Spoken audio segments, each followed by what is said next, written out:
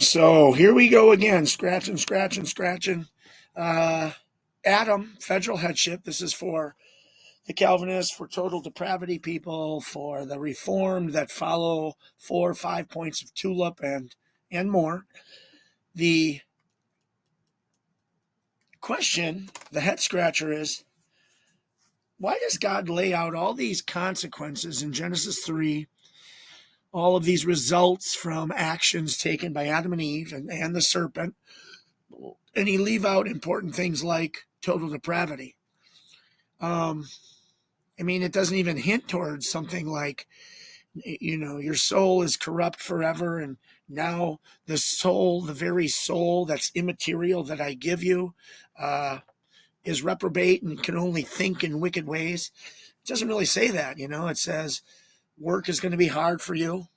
It says that childbirth is going to be painful. Man and woman are going to argue. There's going to be an evil force, a serpent, always at enmity with children of the world. But it doesn't really, in my opinion, say anything about what Calvinists claim happens to us because of Adam. I don't know why it doesn't say that. Then you go through the rest of the Bible and I say it doesn't really say it, at least not clearly. To be fair to the Calvinists, I certainly see verses with that you're wicked and you can only do evil things, but I also see those particular scriptures saying that you can do things and you should do things, and there are better choices that can be made. And if total depravity is true, okay, but if determinism is true,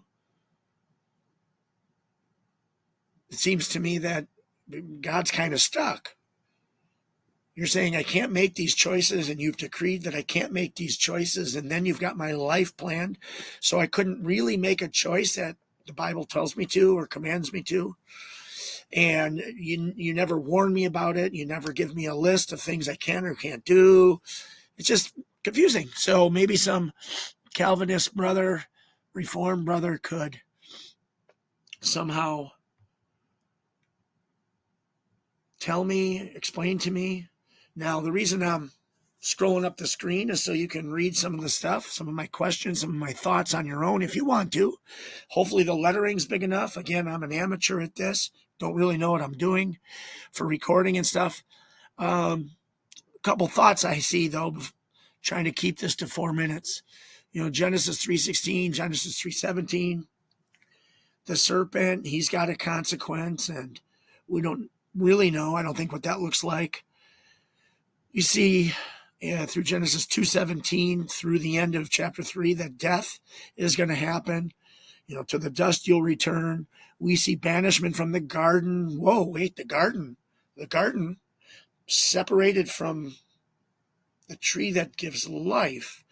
We also see God saying, hey, we got to guard this garden. Don't let them back into the tree now that they're depraved, or now that they're dead, or now that they're separated, or now that they're in this new condition.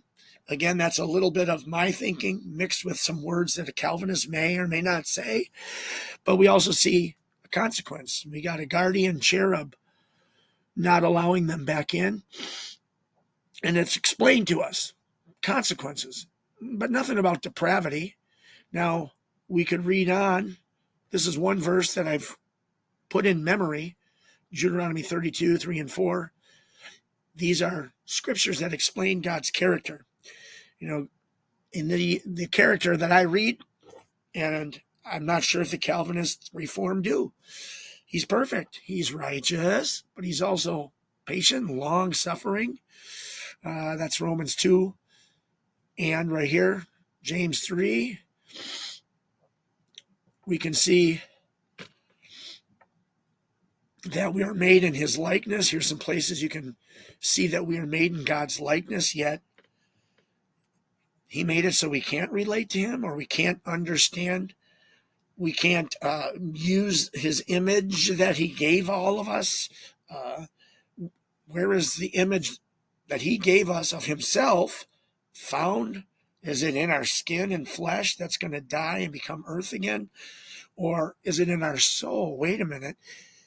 Could it be in our God-given soul that's immaterial, that can think and reason and logic, has will and emotion, has consciousness and a conscience? Just food for thought.